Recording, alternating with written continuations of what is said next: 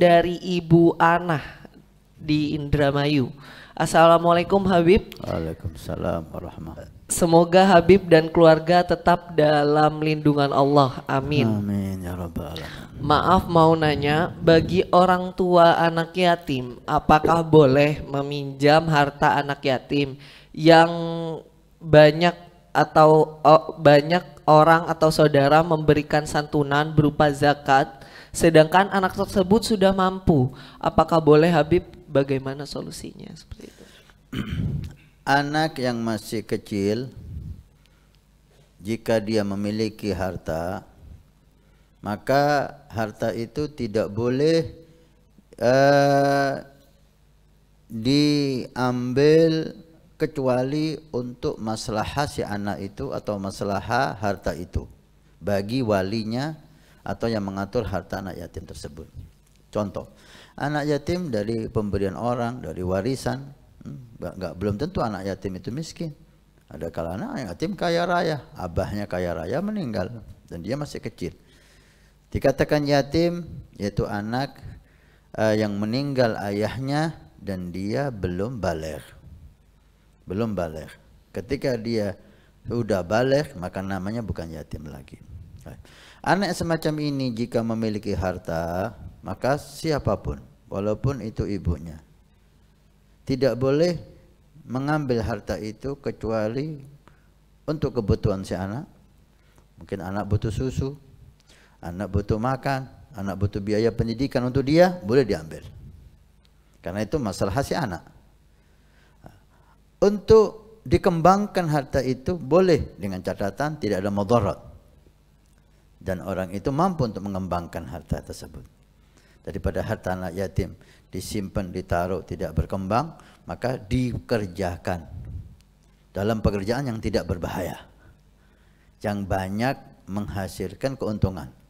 Resikonya dikit sekali, walaupun kita tidak bisa memungkiri ke pekerjaan apapun pasti ada masalah, ya kan? Tapi ada pekerjaan yang berbahaya, spekulasinya tinggi, ada pekerjaan yang keuntungannya itu dekat sekali dan resikonya sangat kecil sekali. Nah, itu boleh. Memanfaatkan harta anak yatim, artinya mengelola harta anak yatim untuk kemaslahatan anak yatim tersebut. Maka itu diperbolehkan bagi orang yang sudah ditetapkan oleh syariah sebagai pengatur harta anak yatim. Tapi dipinjam untuk kepentingan pribadi, dipakai untuk kepentingan bukan untuk kepentingan anak yatim, nggak boleh. Karena sudah dapat izin Habib, izinnya anak kecil nggak dianggap dalam syariah. Anak itu dianggap izinnya berlaku jika dia udah baligh. Udah baligh maka silahkan dapat izin dari anak yatim untuk dikasihkan ibunya, dikasihkan siapapun, monggo. Tapi sebelum baligh izinnya anak yatim tidak berlaku. Maka tidak boleh diambil kecuali keperluan anak yatim, tidak boleh digunakan kecuali maslahah harta anak yatim itu untuk dikembangkan. Ada ancaman dari Allah dan Rasul bagi yang makan harta anak yatim dzulman. Innama ya'kuluna fi butunihim nara. Yang makan harta anak yatim itu hakikatnya dia makan api dia dalam perutnya. Subhanallah, kadang-kadang Allah Subhanahu wa taala rahmat kepada Nabi sallallahu alaihi wasallam dan umat ini mewujudkan hadis Nabi secara zahir. Yang dimaksud makan api ini adalah dia memakan sesuatu yang membuat dia dibakar di api neraka nanti. Ini maksudnya. Bukan api dia makan, lah dia makan nasi, dia makan ikan, dia makan hal-hal makanan pada umumnya. Tapi api, makan api yang dimaksud oleh Allah dalam ayat ini atau oleh Nabi dalam hadis ini, makanan yang membuat dia dibakar di neraka Allah. Tapi Allah wujudkan kadang-kadang dalam bentuk nyata. Suatu saat diceritakan oleh guru mulia kita Habib Omar, ada seseorang melakukan perjalanan menggunakan kapal laut. Zaman dahulu transportasi hanya kapal laut, tidak ada pesawat dan tidak ada kendaraan kecuali kuda, onta. Tapi kalau nyebrang laut harus pakai kapal. Dan di situ berhari-hari, berminggu-minggu, kadang-kadang 1 bulan perjalanan di kapal itu. Ala kulli hal, di tengah perjalanan di tengah laut, subhanallah, keteledoran nahkoda, tidak ada api sedikit pun di kapal tersebut. Nggak ada api. Bingung, mulai kebingungan, mulai dicari, nggak ada api. Karena mau makan apa ini? Beras ada, makanan ada. Tapi kalau nggak ada api, mau diapakan itu? Mau dimakan beras mentah-mentah, sayur mentah, ikan mentah, kan nggak mungkin. Sehingga mulailah kegelisahan, didatangilah orang saleh oleh nahkoda itu. Ada orang saleh, subhanallah, bagaimana ya, orang saleh itu terlihat dimanapun dia berada. Orang saleh itu bisa diketahui. Dimanapun dia berada, orang lihat ini orang saleh. Tanpa dia berkata, tanpa dia melaksanakan ibadah di depan orang banyak, orang melihat wajahnya, ini orang saleh. Didatangilah orang tersebut oleh nahkoda kapal dan dikatakan, kami melihat Anda orang saleh dan kami ada masalah serius, kami tidak ada api, gimana solusinya? Kami udah buntu, gak ada cara lagi. Si orang saleh itu memberi masukan, coba kumpulkan semua penghuni kapal ini, yang naik kapal ini semua kumpulkan di satu tempat dan saya ingin bicara. Kalau siap, marhaba, dikumpulkan semuanya satu tempat yang luas. Kemudian orang soleh ini bicara, siapa di antara kalian yang ada kegiatan menyantuni anak yatim?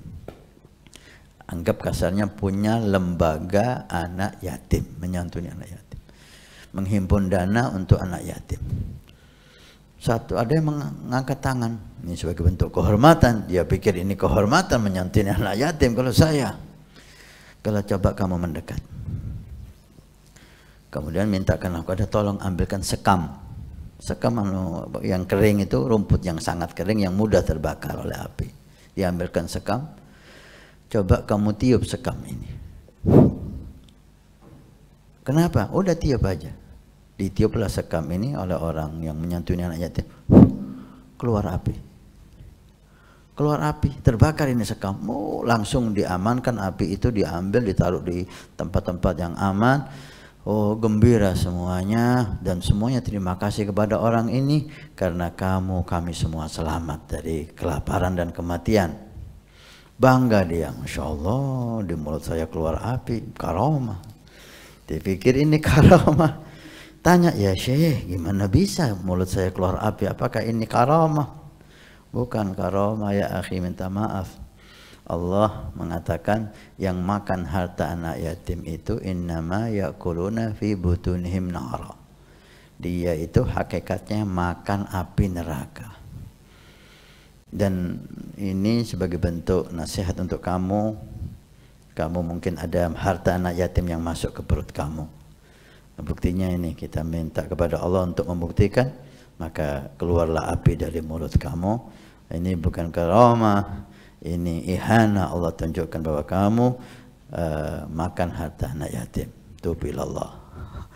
Ini diwujudkan oleh Allah dalam bentuk karamah. Bagaimana orang yang makan harta anak yatim, hakikatnya dia makan api neraka. Oleh karena itu nasihat untuk saya dan untuk semua lembaga yang ikut dalam usaha menyantuni anak yatim, menghimpun dana, hati-hati ya, hati-hati. Jangan ini bukan menjadi derajat di sisi Allah, sebagai sabda Nabi, ana wa kafil yatim kahataini fil jannah. Saya yang menyantuni anak yatim seperti ini di surga sangat dekat sekali, malah menjadi madarat, dibakar oleh Allah karena keteledoran harta anak yatim masuk ke dalam perut kita. Mudah-mudahan Allah selamatkan kita. Nabi bersabda, man bana masjidan banallahu baitan fil jannah. Siapa yang ikut membangun masjid, maka Allah akan membangunkan rumah di surga. Pondok Pesantren Nurul Iman akan membangun masjid 2 lantai plus aula. Maka kami mengajak untuk kita dan Anda mendapatkan rumah di surga. Kami membutuhkan 2.000 orang per orang, 100.000 per bulan, selama 1 tahun. Silahkan Anda daftarkan diri Anda, atau almarhum dari orang tua keluarga Anda yang sudah meninggal, atau Anda niatkan untuk putra Anda supaya menjadi putra yang saleh salehah. Insya Allah dengan masjid di Pondok Pesantren Nurul Iman yang insya Allah makmur dengan sholat, qiyamul lail, zikir, majelis taklim, belajar agama Allah, setiap kalimat, setiap bismillah, setiap ilmu Anda dapat pahala, setiap rakaat Anda dapat pahala.